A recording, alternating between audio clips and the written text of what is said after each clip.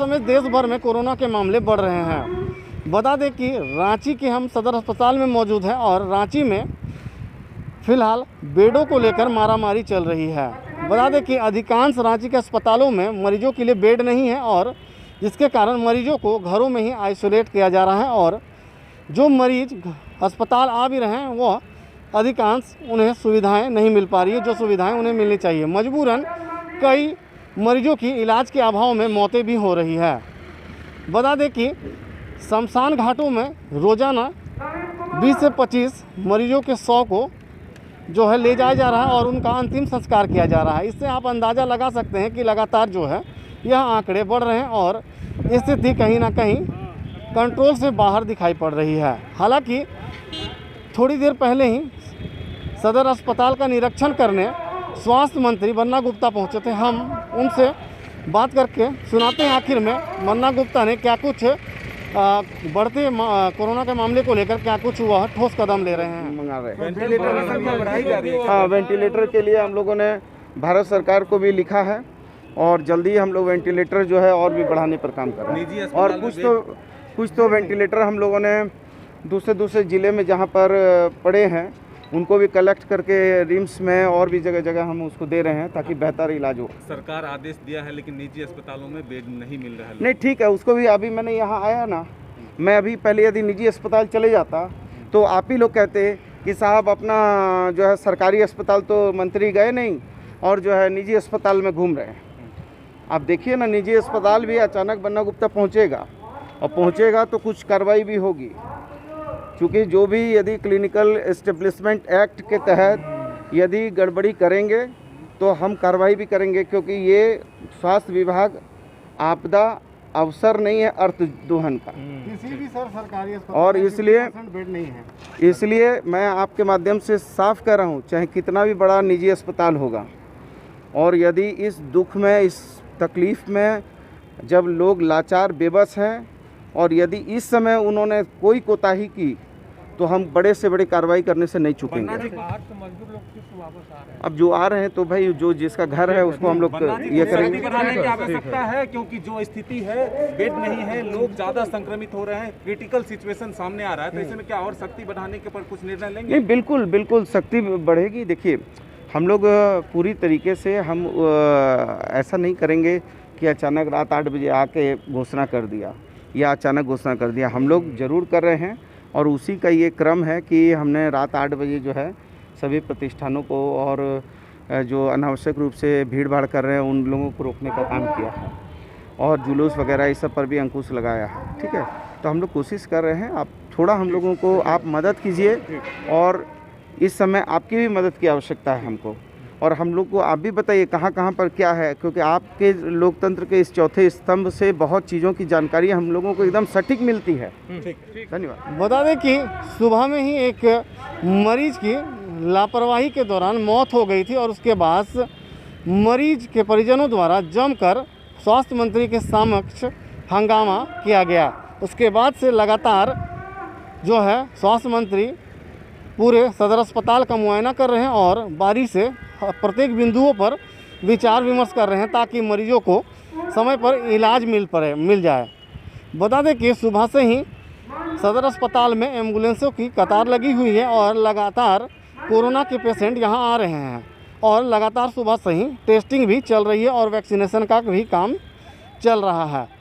बता दें कि वैक्सीनेशन के बाद भी लगातार आंकड़े बढ़ रहे हैं और स्थिति भयावह होती जा रही है।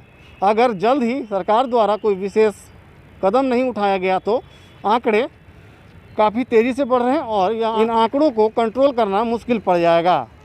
हमने बढ़ते कोरोना के मामले को लेकर रांची डीसी से बात की है और उन्होंने क्या कुछ कहा या हम सुनाते हैं आपको। रांची में हालात बेकाबू हो गए हैं, कहीं पे बेड नहीं है, मरीज दर दर भटक रहे हैं। देखिए, जो पहले तो मैं यही कहना चाहूँगा आप सभी लोगों से कि हालात बेकाबू नहीं हुए, ठीक है। पब्लिक के बीच में एक डर हो गया है कि हर कोई जो है अस्पताल में आके एडमिट होना चाहता है।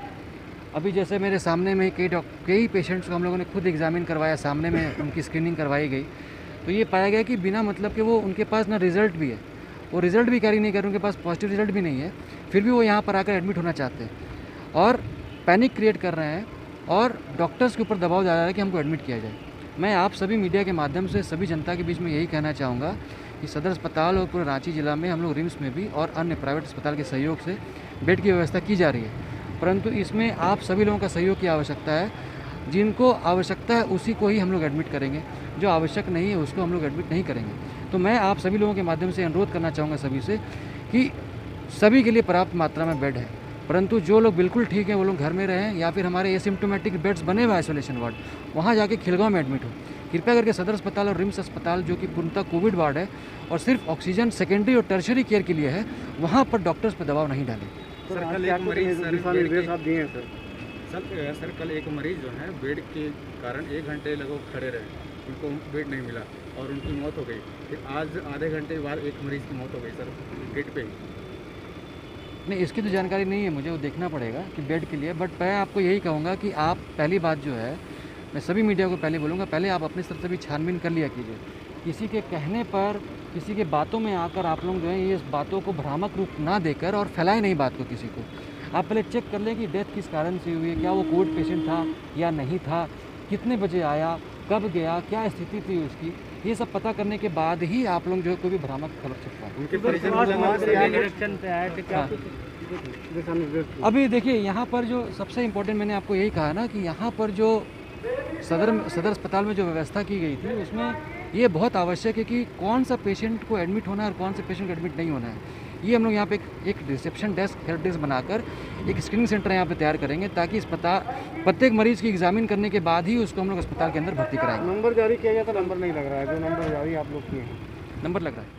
हमने रांची डीसी से बात की और डीसी ने बताया कि हालात काबू में है।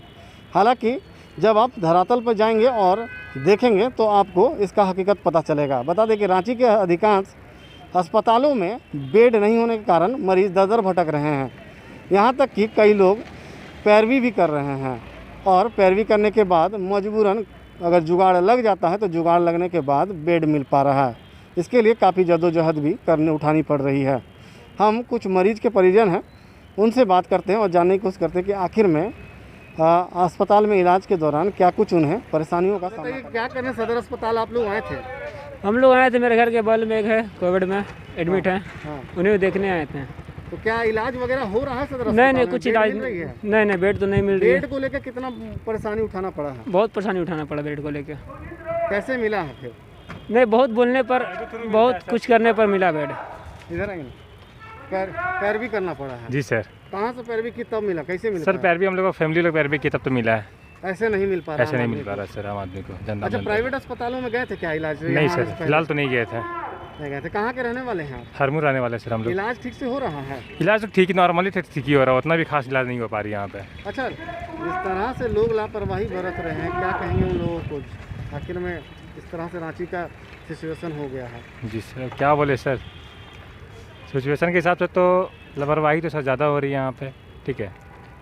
अच्छा, आप प्रवेश किए थे आप सदर अस्पताल में, तब टेम्परेचर का जो है आप लोग नहीं स्क्रीनिंग सर नहीं की गई थी। नो, किसी तरह का और एहतियात बरतने की जो गाइडलाइन है वो सब फॉलो कर रहा है? वो सब कोई फॉलो नहीं हो रहा सर ने। क्या शुभ नाम है आपका? अंकिश कुमार नाम हो सर। कहाँ रहते हैं सर? हरमूर करम से। मरीजों के परिजनों से बात की और परिजनों ने बताया कि सदर अस्पताल ही नहीं, रांची के कई बड़े और छोटे और प्राइवेट अस्पतालों में कोविड को लेकर बेड खाली नहीं होने के कारण काफ़ी परेशानियों का जो है सामना करना पड़ रहा है। बता दें कि सदर अस्पताल को कोविड अस्पताल बना दिया गया और इसके बाद लगातार यहाँ पे जो बच्चों का टीकाकरण होता था वो टीकाकरण फ़िलहाल बंद है। इसके अलावा जो गंभीर रोग से पीड़ित मरीज हैं वह भी यहाँ से वापस निराश होकर घर जा रहे हैं। कहीं नहीं, एम्बुलेंस को लेकर भी काफ़ी मरीजों को जद्दोजहद उठानी पड़ रही है। हालात बेकाबू हैं और सरकार अपनी हामियाँ भर रही है यह कहकर कि हालात कंट्रोल में हैं। हम एक एम्बुलेंस ड्राइवर से बात करते हैं और उस एम्बुलेंस ड्राइवर की से जो है आप बीती सुनाते हैं कि आखिर में किस तरह से यह लोग कोविड के दौरान काम कर रहे हैं और अब हालात कितने काबू में हैं और साथ ही किस तरह से यह लोग एहतियात बरतते हुए कोविड मरीजों को ला। कोविड का दौर चल रहा है, कितना बार राउंडिंग करना पड़ रहा है आप लोगों को अभी फ़िलहाल? तो राउंडिंग अभी बहुत ज़्यादा हो रहा है। तो अभी कोई आंकड़ा 10 बार 20 बार? नहीं, उतना कोई 4-5 बार 6 बार जा रहा है एक गाड़ी एवरेज। इससे पहले कितना बार जाना पड़ता था? इससे पहले तो ये गाड़ी कोविड में नहीं थी, इस बार आई है कोविड में। हाँ, लेकिन फिर भी आप लोग तो काम कर रहे थे आम दिनों की तुलना में, या फिर जब कोविड का मामला कम था तब कितना कैसे जाना पड़ता था? कोविड का मामला कम होता है तो यहाँ तो जनरल केस में रहते हैं तो फिर ज़्यादा जाना पड़ता है। जनरल केस में ज़्यादा एक्सीडेंट वगैरह का लेके आना हाँ, पड़ता है। हाँ।